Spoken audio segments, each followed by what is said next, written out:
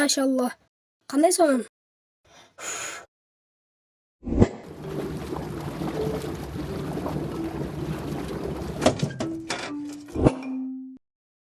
Субханаллах. Бул жакта аябай чоң деңиз бар турбайбы? Ошол жака барыш керек. Ага.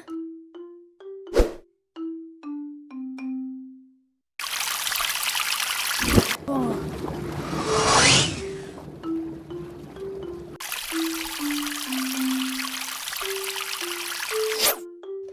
А.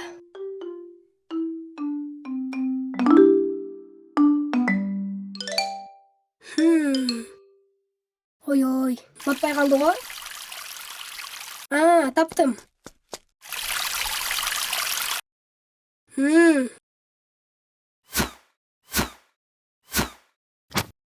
Ага, жарайт. Inna lillahi wa inna ilayhi raji'un. Bul emne?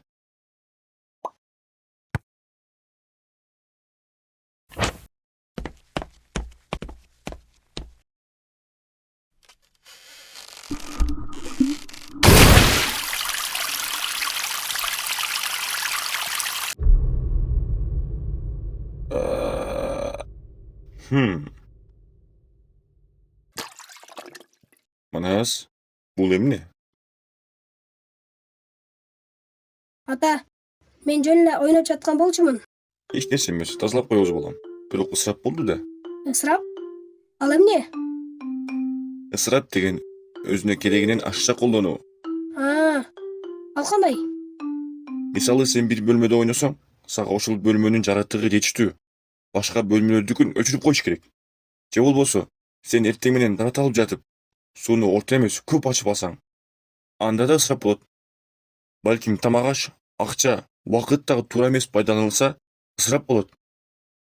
Ал эми Аллах Таала Куранда ысырапкорлор шайтандардын туугандары деп айткан. Астагфирулла, ата. Мен шайтандын тууганы болууну каалабаймын. Андай болсо балам, биз толук ысыраптан сактанышыбыз керек.